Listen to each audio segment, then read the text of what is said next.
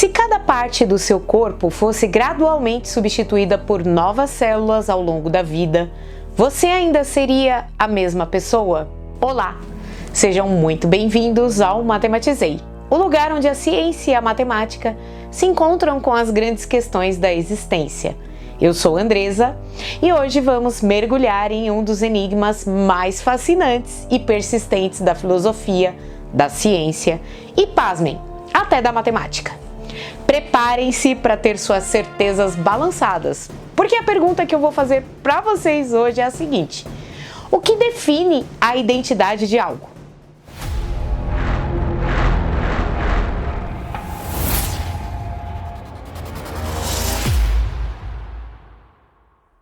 Imagine a cena: um navio imponente e glorioso sulcando os mares. Ele é o navio de Teseu, uma embarcação lendária que, após anos de viagens épicas, começa a mostrar os sinais do tempo.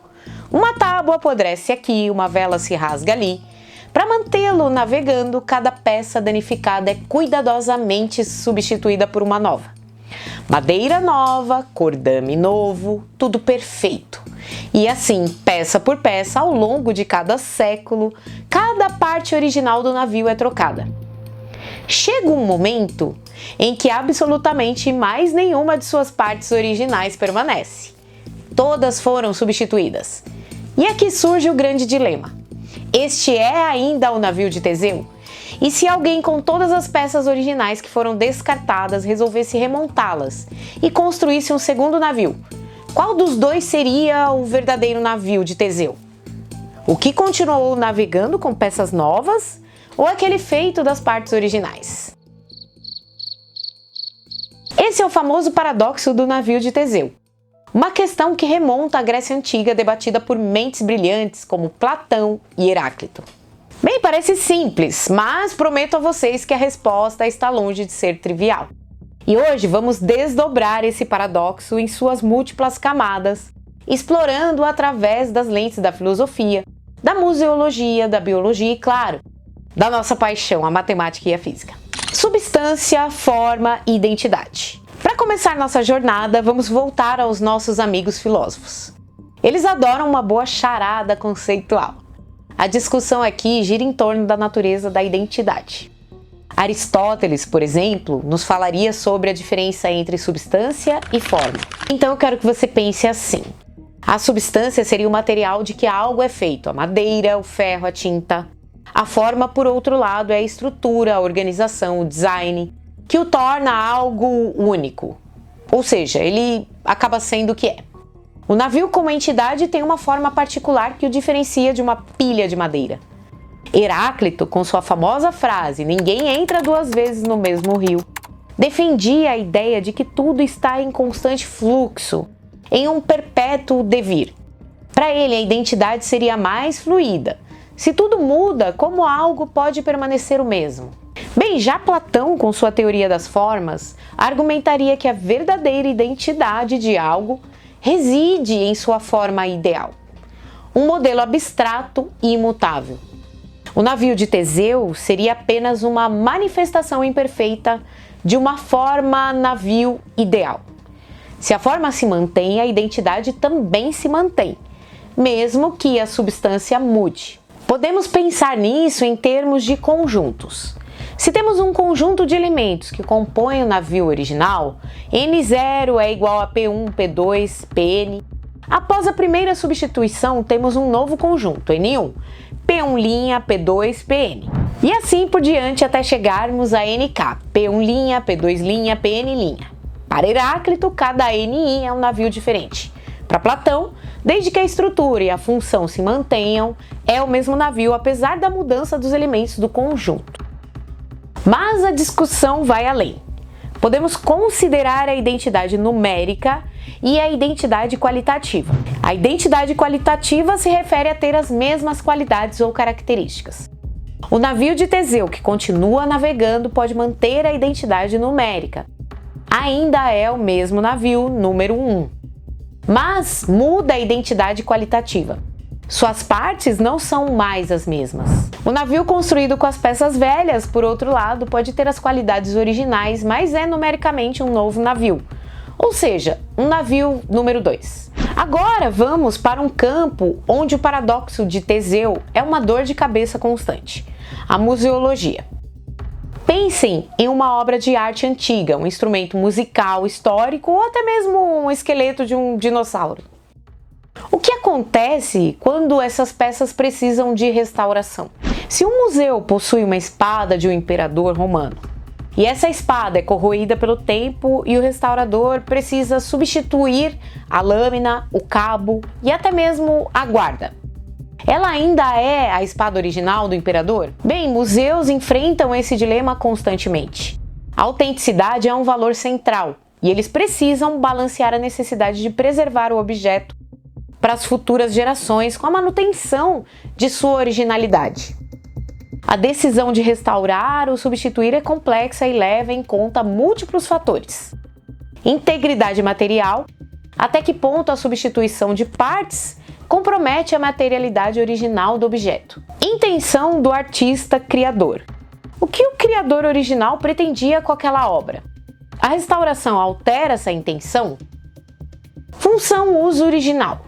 O objeto ainda pode cumprir sua função original? História e narrativa.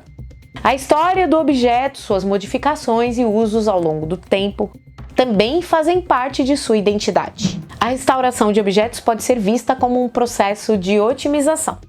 Imagine que queremos maximizar a vida útil de um objeto histórico, mas com a restrição de minimizar a alteração do material original. Isso poderia ser formulado como um problema de programação linear, onde as variáveis seriam as porcentagens de substituição de cada parte e a função objetivo seria a longevidade sujeita a restrições de originalidade. Preparem-se, porque agora vamos mergulhar no campo da biologia e ver como o paradoxo de Teseu se manifesta dentro de nós.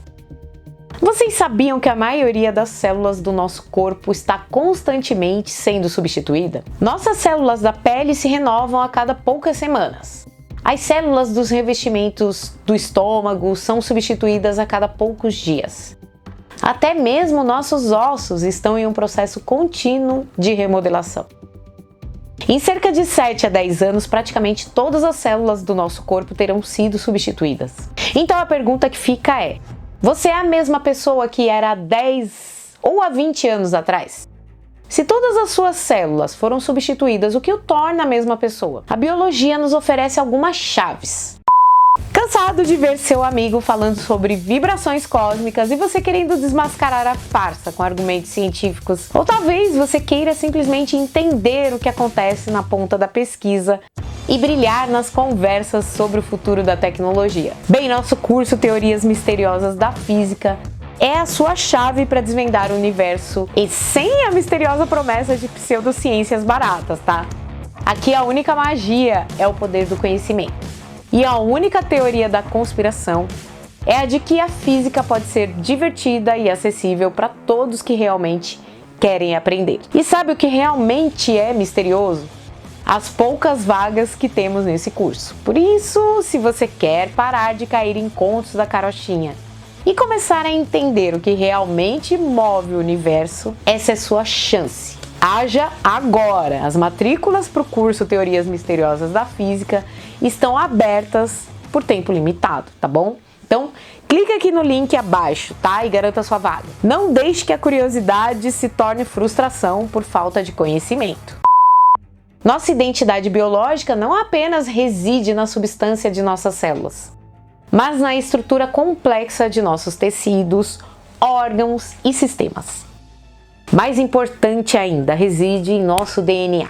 Esse DNA é o manual de instruções, é o guia de construção e funcionamento de nossas células. Embora as células individuais mudem, o DNA que as instruem a se formarem permanece o mesmo, com algumas mutações, claro, mas a estrutura fundamental se mantém. É como se o projeto do navio de Teseu estivesse no DNA e as células fossem essas tábuas que são constantemente substituídas de acordo com esse projeto. Além disso, nossa identidade vai além do biológico. Ela envolve nossas memórias, nossas experiências, nossa personalidade, nossos relacionamentos. Essas são as partes que não são facilmente substituídas e que contribuem para nossa continuidade como indivíduos. Um fractal mantém sua forma autossemelhante mesmo quando ampliado ou quando partes são substituídas, desde que a regra de formação do fractal seja mantida. Nosso corpo pode ser visto como um sistema complexo que mantém uma forma geral através de regras de replicação celular, mesmo que as partes mudem. Considere, por exemplo, uma sequência de números. A sequência de Fibonacci, 1, 1, 2, 3, 5, 8. Cada número é a soma dos dois anteriores. Se substituirmos o primeiro 1 por 2, a sequência muda. Mas o que define a identidade da sequência, que é a regra de formação, ou seja, cada termo é a soma de dois anteriores, então, mesmo que os valores mudem, a identidade da regra permanece. Nosso corpo segue regras biológicas intrínsecas codificadas no DNA, que mantém a regra de formação do nosso organismo. Bem, agora, para a alegria dos nossos entusiastas da física e da matemática, vamos explorar o paradoxo de Teseu através das lentes mais exatas do conhecimento. Na física, frequentemente lidamos com o conceito de invariantes. O invariante é uma propriedade que permanece inalterada sob certas transformações. Por exemplo, na mecânica clássica, a energia total de um sistema isolado é invariante. Na relatividade, a velocidade da luz no vácuo é também um invariante. Então, se pensarmos no navio de Teseu como um sistema dinâmico, podemos questionar quais são suas invariantes. O que permanece constante apesar da substituição das peças? A função navio. Ele continua a flutuar, a ser usado para transporte. A sua finalidade ou função é um invariante. Sua posição no espaço-tempo, como uma entidade contínua, embora as partes mudem, o navio ocupa uma trajetória contínua no espaço e no tempo. Então, podemos definir sua identidade pela sua trajetória quadridimensional. A matriz de conectividade. Podemos apresentar o navio como um grafo, onde os nós são as peças e as arestas são as conexões entre elas. A substituição de uma peça é a substituição de um nó e suas arestas associadas. Se a estrutura geral das conexões permanece mesmo com novos nós, a identidade do grafo permanece. Pense novamente na teoria dos conjuntos. Se o navio de Teseu é um conjunto de peças, N, P1, P2, Pn, e cada Pi é substituída por P', o conjunto N' tem elementos completamente diferentes. Mas, matematicamente, N é igual a N'. Mas se definirmos a identidade do navio não pelos seus elementos, mas por uma função de mapeamento que o descreve, essa função pode permanecer a mesma. Na física, também podemos pensar em transformações de coordenadas. Se girarmos um objeto no espaço, suas coordenadas mudam, mas o objeto em si permanece o mesmo. A sua identidade é invariante sob rotação. O navio de Teseu, de certa forma, sofre uma transformação ao longo do tempo, onde as partes são giradas para fora e substituídas por novas, mas sua forma ou função pode ser considerada invariante. E se olharmos para a entropia é uma medida de desordem ou aleatoriedade. O navio original, com suas peças envelhecidas, tem uma certa entropia. À medida que as peças são substituídas por novas, a entropia pode diminuir localmente. Mais ordem nas peças novas. Mas a entropia do sistema navio mais peças descartadas aumenta globalmente. A identidade do navio pode ser definida por um balanço energético e entrópico que o sistema mantém. Outro conceito interessante é o de singularidade.